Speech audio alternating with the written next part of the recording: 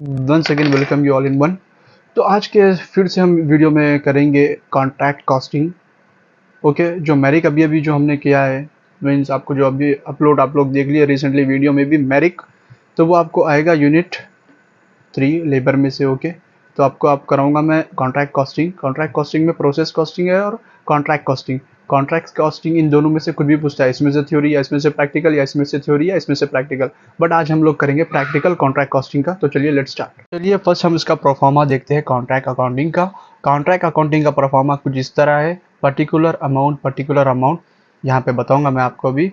तो यहाँ पे आप क्रेडिट साइड के देख लीजिए, वर्किंग प्रोग्रेस आएगा और work certified, work uncertified, by plant closing stock आएगी, material in hand, return to store, by material destroy. बस इतने वैल्यू आएंगे। अगर आप इतने वैल्यू मीन्स अगर आपके दिमाग में रहेंगे, आई मीन मेमोराइज कर लेंगे लाइट, तो आपको बाकी के पूरा डेबिट साइड ही लिखना है। ओके, और इससे फाइंड आउट होगा नोटेशनल प्रॉफिट कैरी डाउन, यानी कि यहाँ का क्रेडिट का टोटल बढ़ के है एंड इससे माइनस करेंगे तो notational profit, then notational profit transfer करेंगे हम, देन ट्रांसफर करे बाद profit and loss, working progress, ये आपको बताऊंगा। तो ये है इसका परफॉर्मेंस। तो चलिए स्टार्ट करते हैं बिना टाइम वेस्ट करें। तो आप निकाल लीजिए पेज नंबर G15 जो हमारा है 12th वाला। ओके, तो यहाँ पे कॉन्ट्रैक्ट दो है, एक कॉन्ट्रैक्ट मैं करूँगा, सेकेंड कॉन्ट्रैक्ट आपको करना है। बहुत ही ईजी है, सिंपल है। ओके, यहाँ पे देखिए इंजीनियर लिमिटेड एक कंपनी है, अंडरटुक टू कॉन्ट्रैक्ट, दो कॉन्ट्रैक्ट अंदर लिए वो लोग, 1 अप्रैल और एक 1 जुलाई को, एक 1 अप्रैल को लिए, एक 1 July respectively 1972। Their account showed the following position 31 December 1972। तो 1 अप्रैल और 1 जुलाई को एक 1 अप्रैल को लिए first account and second contract इसको लिए। ओके, देन उसके साथ ही बोलते सो फॉलोइंग पोजीशंस वो लोग शो करे, आई मीन 31 दिसंबर 1972 को वो एंड हुआ। ओके, तो यह है कॉन्ट्रैक्ट प्राइस। तो कॉन्ट्रैक्ट प्राइस हमको कॉन्ट्रैक्ट अकाउंट में नहीं लेना रहता, हमको वर्क सर्टिस्फाई रहना है, वर्क अनसर्टिफाई, मटेरियल रहना है, वेजेस लेना है, जनरल एक्सपेंसेस, कैश रिसीव भी हमको नहीं लेना है। ठीक है, कैश रिसीव भी नहीं लेना है हमको, इसका बाद में काम है। वेजेस अक्रूड लेना है, जनरल एक्सपेंसेस, प्लांट स्टॉल और मटेरियल हैंड हमको लेना है। और उसी के साथ यहाँ पे देखिए 15% डेप्रिसिएशन दिया है प्लांट पे। ओके, अगर आप लोग प्रोफार्मा थोड़ा अच्छे से देख लिए देन ये ईजी है। और इसके अंदर दो कैलकुलेशन हो गए, वो भी बहुत ही सिंपल है, इंशाल्लाह I will let you know. चलिए स्टार्ट करते हैं।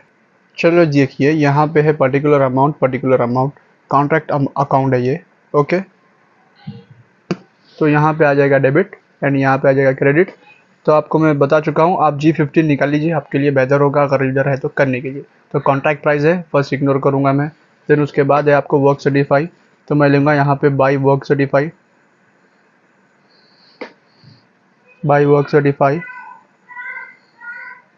तो ये कितना है अमाउंट, इसका अमाउंट है 80,000।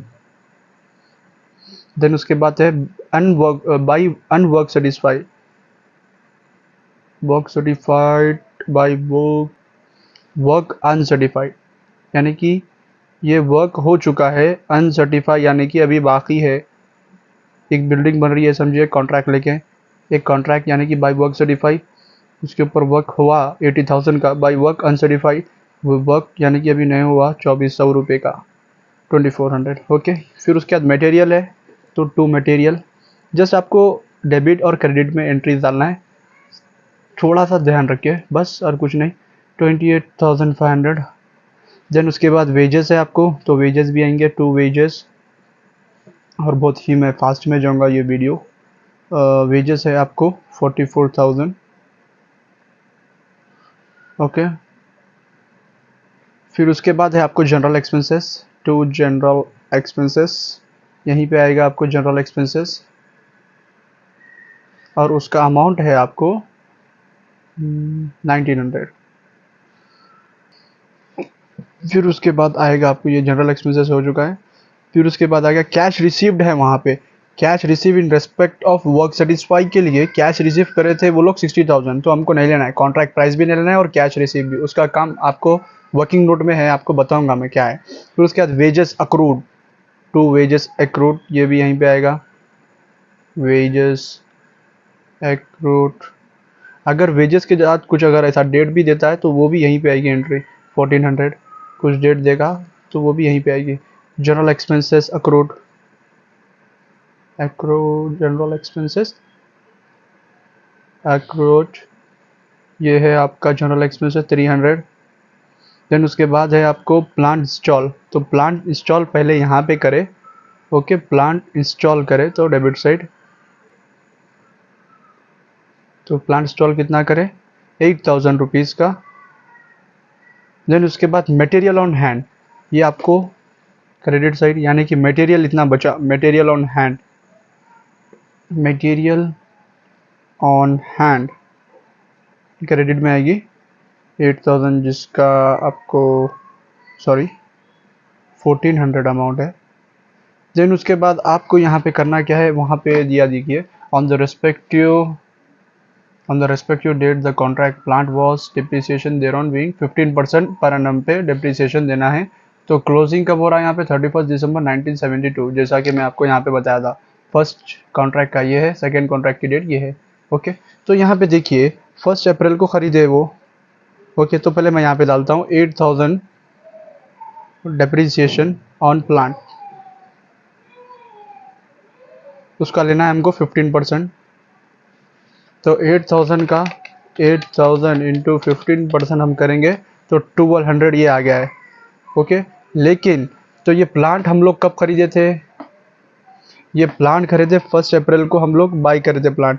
ओके, तो 31 दिसंबर को ख़त्म हो रहा है। तो कितने मंथ हुए, अप्रैल मई जून जुलाई अगस्त सितंबर अक्टूबर नवंबर दिसंबर, तो यानी कि 9 मंथ, 9/12 करना है। 1200 इंटू 9 डिवाइडेड बाई 12, तो आपका आया है 900, जो डेप्रिसिएशन माइनस करना है 8000 में से। ओके, डायरेक्टली नहीं डालना है आपको, तो ये बनेगा 7100। तो यहाँ पे 7100 आ चुका है। ओके, तो यहाँ पे आपको देखिए आ चुका है 7100। तो अब दोनों की टोटलिंग करना है, बढ़ के अमाउंट जिसका आता है दो, both side we have to write. तो यहाँ पे देखिए क्रेडिट साइड का बढ़ के मैं आपको पहले कह चुका हूँ कि क्रेडिट साइड का आया तो आपको प्रॉफिट होगा, अगर डेबिट का आया तो डायरेक्टली लॉस, उसके बाद कुछ भी कंटिन्यू नहीं होगा। क्रेडिट का आया बढ़ के तो यहाँ पे आपको कुछ तो बनेगा, तो यहाँ पे बनेगा 2 notional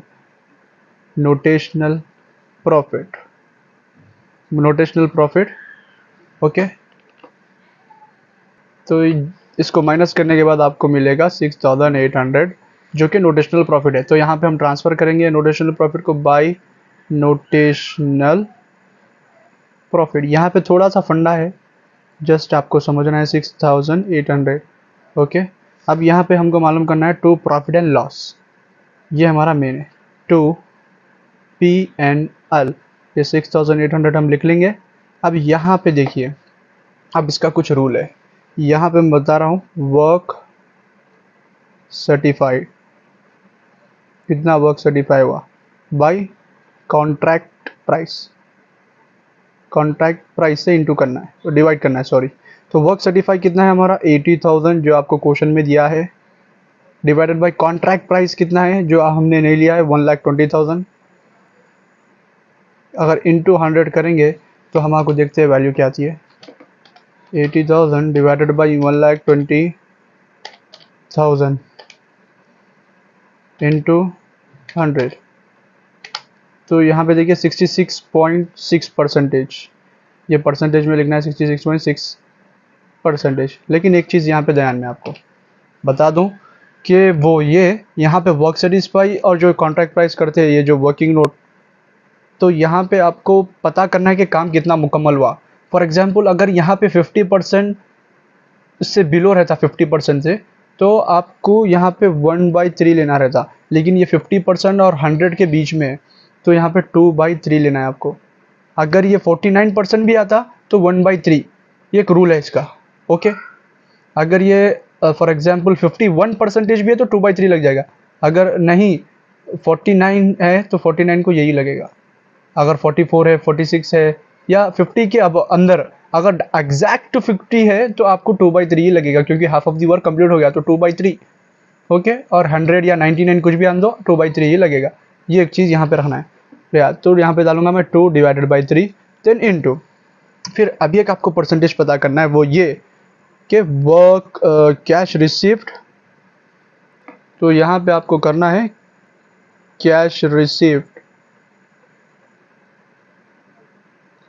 by work certified, W.C लिख रहा हूँ मैं। ओके, यहाँ पे work certified by contract price, यहाँ पे cash receive by work certified. तो यहाँ पे देखिए आपको करना क्या है, कैश रिसीव कितने का है जो हम लोग एंट्री नहीं लिए, तो वो है 60,000 जो आपको नको लो बोल के मैं ऑलरेडी कह चुका था, और वो आपको सोल्यूशन में लेना भी नहीं है वो। ओके, एट द लास्ट आपको इसी में लेना है, एडजस्टमेंट में। देन वर्क सेटिस्फाई हमारा हुआ था कितना, 80,000 into 100 करेंगे तो हमको मिलेगा 75%। ओके, ये जो परसेंटेज अब जो आया 75%, ये सेम एज इट इज़ डालना है आपको 75%।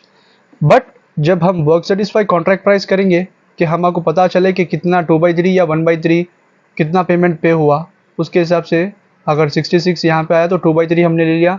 देन यहाँ पे 75% cash receive by work certify, अगर जो भी परसेंटेज है आपको सेम लिखना है। आपको इसमें ये मैटर नहीं करना है कि 14 आया 43 आया तो 2/3 1/3, no. Work certify contract price 60 जो भी परसेंटेज निकलेगा उसका 1/3 and 2/3, and cash receive and divided by work certify is 75, and whatever percentage is there you have to take normally. Okay, तो यहाँ पे करूँगा 68,000 6,800 into 2 divided by 3 then into 75%। तो यहाँ पे लिख रहा है मेरे को 3399, तो 99 के बजाय मैं 3340 ले सकता हूँ। ओके, तो यहाँ पे लिखना है आपको वर्क इन प्रोग्रेस।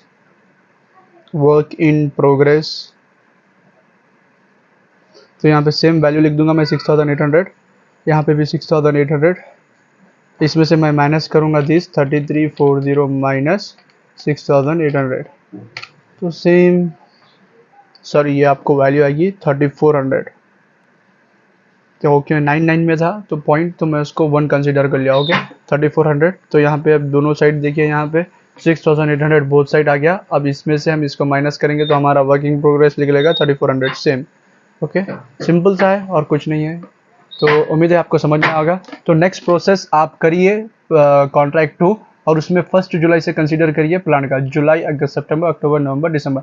तो 6/12 आपको करना है, और इसका देखिए आंसर कुछ लॉस में आएगा 2760। लॉस में आया तो आपको डायरेक्टली यहाँ पे लिखना है, डेबिट साइड बढ़ के आता है लॉस बाय लॉस, और उसके बाद कुछ कंटिन्यू नहीं करना है। अगर प्रॉफिट है तो आपको ऐसा जाना है। तो यहाँ पे देखिए हमारा नोटेशनल प्रॉफिट आ गया है 6,800 एंड प्रॉफिट है 3,400। तो वीडियो अच्छी लगी तो प्लीज़ लाइक एंड फॉलो और शेयर सब्सक्राइब जरूर कीजिए। अल्लाह हाफिज़।